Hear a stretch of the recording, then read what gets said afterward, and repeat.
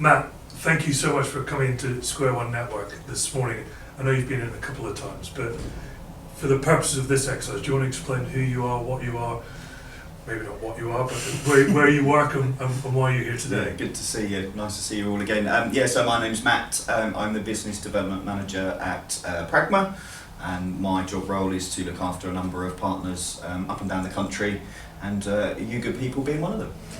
Pragma's gone through some changes recently, hasn't it? Go on, tell everyone if we didn't already know. Yeah, super exciting.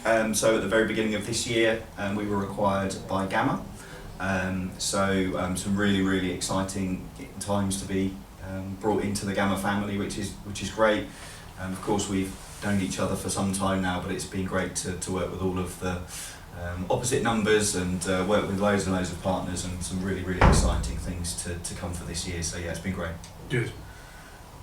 Can you open up that little piece there? What kind of exciting things do you think might be around the corner? I think it's just our roadmap, the development of the product. I think it's going to give us, a bit more flexibility in how we do it, where we do it. It's going to introduce us to a number of new partners that perhaps we may not have had access to, if that's the right way of putting it. But I think it's just everything from marketing to product to pricing. Having Gamma now owning us, it's just going to open up a lot of doors, which ultimately is going to benefit people like you, Dave. So yeah, it's all good. Good. Well, I've known Pragma for a long time, but I think for the purpose of this, I think it's only fair I explain why I invited you in. So one of the exercises we did last year in-house was we did a piece where we really felt we needed to go out and listen to our customers, not from a business development point of view, but come on, warts and all, tell us what you think about Square One, good, bad, and the ugly. And one of the things that really came out of that conversation was making sure that we had the right solutions to fix some of their pain points. And solutions aren't about flashy buttons and sexy handsets, nothing like that, far from. But it's really being able to ensure that as customers' needs change and develop, especially since hybrid working came into the fore more than ever before 3-4 years ago, and we're now returning a bit more to offices, that we had a solution that was fit for purpose. So I met with you guys back end of last year. Yeah, it must have been sort of Q3 of last year. Yeah. I think you've known Helen for a long time. I think that's where the initial contact came from, and I think several meetings and many emails later, here we are. Yeah. What do you think is the compelling reason why customers are aligned with Ericsson-LG as a solution? That's a really good question. I think the market, there are a number of vendors in the marketplace today, right? Of varying sizes or varying degrees. I think one of the big things that comes to mind with Pragma as a business, I think relationship is critical to everything that we do.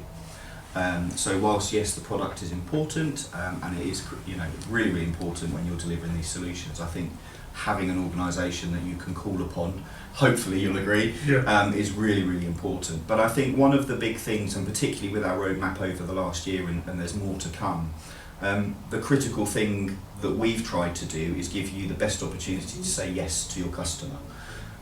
Can you do this? Yes. Have you got an application that I can use? Yes. Will it do this? Will it do that? Will it do the other? And then, as we'll probably talk later on this, some of the exciting stuff that's to come. I think it just means that you can actually put together, and you've hit the nail on the head, a solution rather than just a phone on a desk. I think people are bored of hearing about a UC app and how exciting it is. I think they want more. And I think coming out of the last 2 or 3 years, when I think the demands on the business are greater than they ever have been. But perhaps the headcount, is trying to do a lot more with perhaps a little bit less. I think it just lends itself to being a really super effective product. And one of the things that's key for us as a business is we talk about it quite passionately. Is that personable service, and I think that needs to filter everywhere through our business. It's not just the personable service that we give to our customers. It's the personable service that we receive from our suppliers. And one of the things that tipped me to start going down this journey probably 9 months ago was one of our existing suppliers.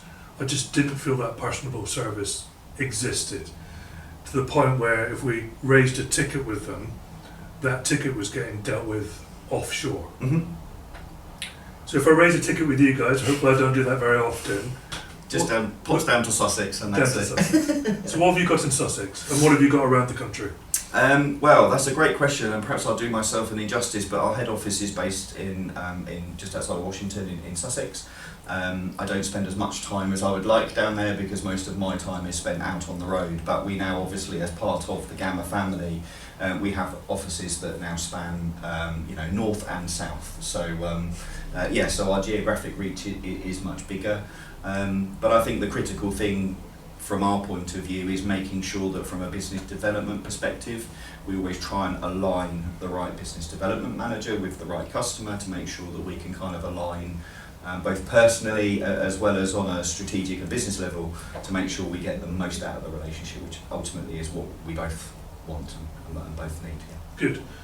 Because there's two things that kind of compel me to come and have that conversation with you guys. One, that personable service needed to exist.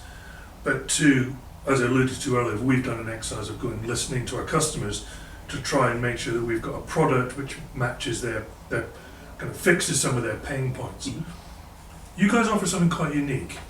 I mean, a lot of customers or a lot of solutions out there are cloud-based. Yes. Everything's about a subscription. It's cloud-based. It's almost send to the customer and plug and play and off we go. Mm-hmm. But you offer something a bit different. Yeah. Do you want to explain? Well, I think there's two things really, is that we've never wanted to be having a transactional relationship. There are lots of vendors out there that's literally it's buy and sell, and that's fine. And if that's how people want to have that relationship, then that's absolutely great. We don't believe in that. We believe the relationship is absolutely critical. But you're right in terms of what we have to offer. I think, if you're going into a one or a two, extension micro business, then we've got something that's going to suit them. If you go into that sort of larger SME, going into that mid-market customer base, then again, we have something there for you as well, even going all the way up to enterprise. And I think it is about UC now rather than about applications. So whether it's at the desktop, whether it's on the mobile, whether it's, complete analytical information, which a lot of people think it's about beating people over the head of a stick about performance, but actually it's more about you don't know what you don't know, so let's find out and see if we can kind of help you and manage and manipulate your business to be more successful.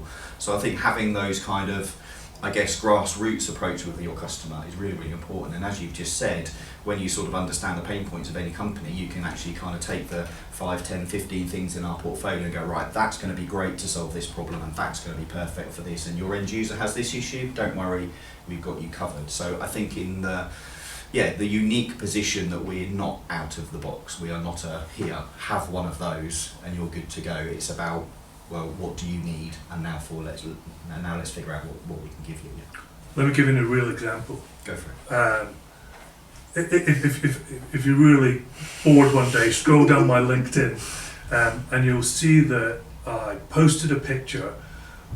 I'm showing my age now, and probably yours as well. I posted a picture of a LG 30-button white LCD display handset in a hotel. And I was staying in this hotel near Malvern with my wife, so it's probably 18 months ago or so, and I took a picture of it. And the reason I took a picture of it was two. One, it showed how long I've been doing this. And two, it was nice to still see an LG product in the marketplace that had stood the test of time. The worrying thing is I sold that phone when I was probably wearing a three-piece suit and had a much slimmer profile than what I possibly do now.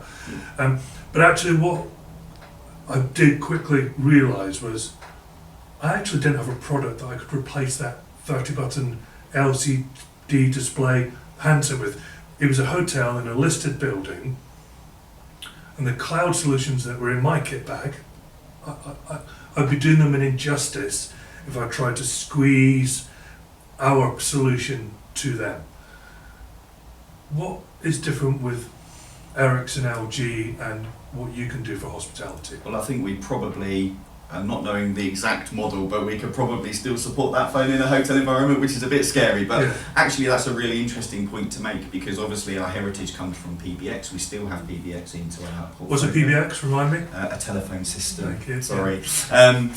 It's still a valid solution for those types of environments, absolutely. When you're in, a customer has a particular procurement process where there might be a particular need or requirement for a capital cost as opposed to a subscription based. But then when we look at those types of opportunities, you're absolutely right, there's very few providers that are in the market today that can confidently, comfortably go into a hotel, for example, look at the existing infrastructure and go, there's no way in the world we're going to be able to sell cloud. So with our support of all of those analog cabling, all of those analog devices, you know, for those room phones, that in that example, A, would they have the budget to recable a whole hotel? Probably not.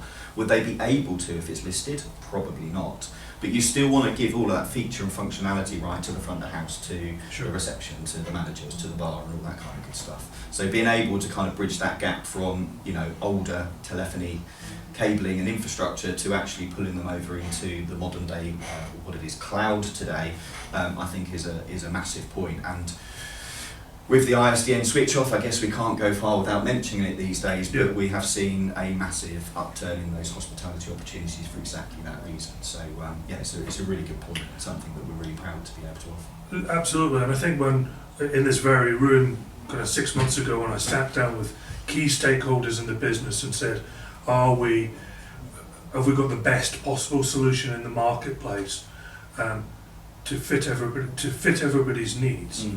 And we sat with yourselves, we sat with some other providers, of course we did. But we very quickly realised that actually having a solution that you can fix pain points for hospitality, education, 100%, yeah. healthcare, Yeah.